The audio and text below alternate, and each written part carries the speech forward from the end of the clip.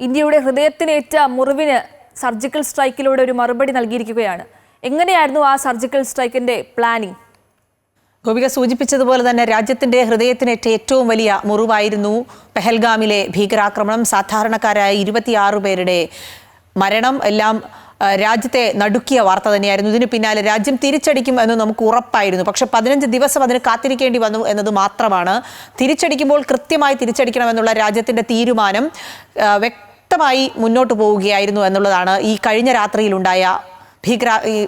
രാത്രിയിൽ ഭീകരർക്ക് നേരെ രാജ്യം നടത്തിയ ആ സർജിക്കൽ സ്ട്രൈക്കിലൂടെ വ്യക്തമാക്കുന്നത്. ഓപ്പറേഷൻ സിന്ദൂർ എന്ന് പേരിട്ടിരിക്കുന്ന ദൗത്യം 1:44, അതായത് ഇന്ന് പുലർച്ചെ 1:44 രാജ്യം നടത്തിയത്. രാജ്യത്തിനകത്ത് നിന്ന് റഫേൽ വിമാനങ്ങളിൽ നിന്നുള്ള മിസൈൽ ഈ ഭീകരരുടെ താവളങ്ങളിലേക്ക് കൃത്യമായി പതിക്കുകയായിരുന്നു എന്നാണ് മനസ്സിലാക്കുന്നത്.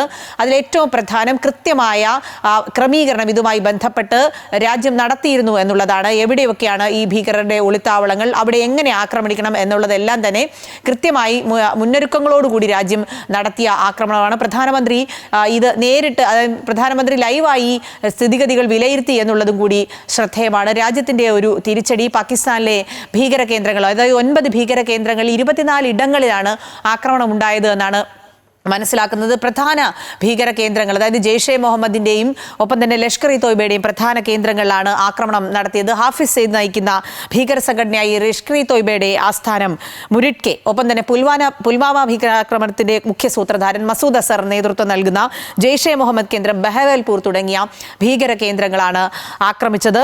ഈ ഭീകര കേന്ദ്രങ്ങളിൽ നിരവധി ഭീകരർ ഉണ്ടായിരുന്നു എന്നാണ് മനസ്സിലാക്കുന്നത്. 600ഓളം ഭീകരരെ ലക്ഷ്യം വെച്ചാണ് രാജ്യം ആക്രമണം നടത്തിയതെന്നുള്ള വിവരങ്ങളൊക്കെ പുറത്തു വരുന്നുണ്ട്. പക്ഷേ ദേശീയ മാധ്യമങ്ങളുടെ റിപ്പോർട്ട് അനുസരിച്ച് 12 ഭീകരരെ കൊലപ്പെടുത്തിയെന്നാണ് മനസ്സിലാക്കുന്നത്.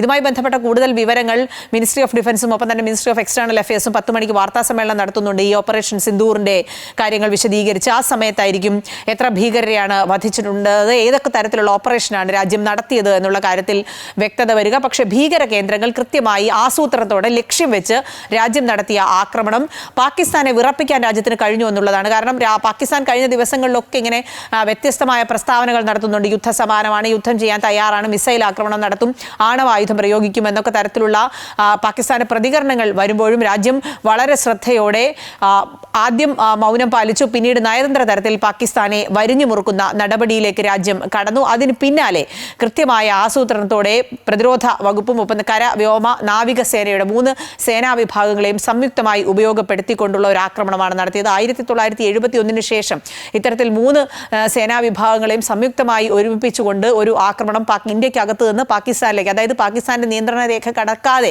രാജ്യം നടത്തി എന്നുള്ളതും ശ്രദ്ധേയമാണ്. ഏതായാലും നമ്മൾ കാത്തിരിക്കുന്നത് ആ ഒരു രാജ്യം എന്തൊക്കെയാണ് ഈ ഓപ്പറേഷനുമായി ബന്ധപ്പെട്ട് രാജ്യം നടത്തിയത് എന്ന് അറിയാൻ വേണ്ടിയാണ്. ഈ ബഹവൽപൂരിനെ സംബന്ധിച്ച്, അതായത് ഈ ജെയ്ഷെ മുഹമ്മദ് കേന്ദ്രമായ ബഹവൽപൂരിനെ സംബന്ധിച്ച് 2000-ലെ നമ്മുടെ ജമ്മു കശ്മീർ നിയമസഭ ബോംബാക്രമണം, ഒപ്പം 2001-ലെ പാർലമെന്റ് ആക്രമണം, 2016-ലെ പത്താൻകോട്ട് വ്യോമസേനാ താവളത്തിന്റെ ആക്രമണം, ഒപ്പം 2019-ലെ പുൽവാമ ആക്രമണം, ഇതിലൊക്കെ പങ്കെടുത്ത ഈ ഭീകരർക്ക് പരിശീലനം നൽകിയ ഇടമാണ് ബഹവൽപൂർ. അതുകൊണ്ട് തന്നെ ഈ ഇടത്ത് കൃത്യമായി ഭീകരർക്ക് പരിശീലനം നൽകുന്ന സ്ഥലമാണെന്ന് രാജ്യത്തിന് ബോധ്യമുണ്ടായിരുന്നു. ആ ഒരു ഇടപെടലാണ് രാജ്യത്തിന്റെ ഭാഗത്ത് നിന്ന് ഉണ്ടായത്. ഈ മുരിഡ്കെ എന്ന് പറയുന്നത് ലാഹോറിൽ നിന്ന് വെറും 30 കിലോമീറ്റർ മാത്രം അകലെയുള്ള ഒരു ഇടമാണ്. ലഷ്കർ ഇ തോയ്ബയുടെ താവളമാണ് ഈ മുരിഡ്കെ. ഹാഫിസ് സെയ്ദിന്റെ നേതൃത്വത്തിലുള്ള നിരവധി ആക്രമണങ്ങൾ ഈ മുരിഡ്കയിൽ നിന്ന് പരിശീലനം നേടിയവർ നടത്തിയിട്ടുണ്ട് എന്നുള്ളതാണ്. അതിൽ പ്രധാനം 2011-ലെ നമ്മുടെ മുംബൈ ഭീകരാക്രമണത്തിന്, ഈ ആക്രമണങ്ങൾക്കുമൊക്കെ ഈ ഗ്രൂപ്പിന് ബന്ധമുണ്ട് എന്നുള്ള റിപ്പോർട്ടുകളൊക്കെ നേരത്തെ ഉള്ളതാണ്. അങ്ങനെ നമ്മുടെ രാജ്യത്ത് ഭീകരാക്രമണം നടത്തിയ ആളുകളെ തെരഞ്ഞു പിടിച്ച്, നമ്മളെ സംബന്ധിച്ച് നേരത്തെ തന്നെ പ്രധാനമന്ത്രിയും ആഭ്യന്തരമന്ത്രിയും പ്രതിരോധ മന്ത്രിയും ഒക്കെ വ്യക്തമാക്കിയതാണ്, തെരഞ്ഞു പിടിച്ച് നമ്മൾ ഇവർക്ക് പകരം ചോദിക്കും, ഇവരോട് പകരം ചോദിക്കുമെന്നാണ്. അത് തന്നെയാണ് കണ്ടത്. തെരഞ്ഞു പിടിച്ച് അവരുടെ താവളങ്ങളിൽ കയറിയുള്ള കൃത്യമായ ആക്രമണം, അത് കൃത്യമായ ആസൂത്രണത്തോടെ നടത്തി എന്നുള്ളതാണ് അതിൽ ഏറ്റവും പ്രധാനം. അങ്ങനെ നടത്തി ഭീകരർക്ക് ശക്തമായ മറുപടി നൽകിയിരിക്കുകയാണ്. പക്ഷേ ഇതുകൊണ്ടൊന്നും അവസാനിക്കുന്നില്ല എന്നുകൂടി പറഞ്ഞു വയ്ക്കുകയാണ്. ഇത് ഒരു തുടക്കം മാത്രമാണ്. നമ്മൾ ഈ വെടിക്കെട്ടുമായി ബന്ധപ്പെട്ട് പറയുമ്പോൾ ഒരു സാമ്പിൾ വെടിക്കെട്ട് പോലെയാണ് ഇതെന്നാണ് മനസ്സിലാക്കുന്നത്. രാജ്യം ഇനിയും പലതും കരുതി വെച്ചിട്ടുണ്ട്. എന്തൊക്കെയാണ് അത് എന്ന് അറിയാനുള്ള ഒരു ആകാംക്ഷ സ്വാഭാവികമായും രാജ്യത്ത് ഉടനീളമുണ്ട്. കഴിഞ്ഞ ദിവസം ദേശീയ സുരക്ഷാ ഉപദേഷ്ടാവ്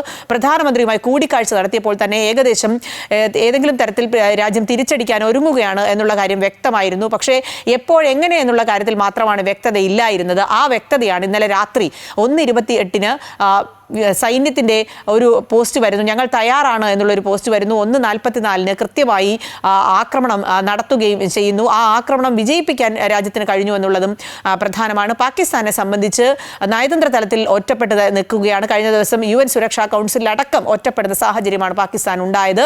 അതുകൂടി ഇപ്പോൾ ഭീകരാക്രമണം നടത്തിയവരുടെ താവളങ്ങളിൽ കയറി തിരിച്ചടി നൽകി രാജ്യം പാകിസ്ഥാന് മറുപടി കൊടുക്കുകയാണ്. ഇനിയുള്ള മണിക്കൂറുകൾ ഏതൊക്കെ തരത്തിലാണ് ഇനിയുള്ള നടപടികൾ എന്നുള്ളത് അറിയേണ്ടതാണ്.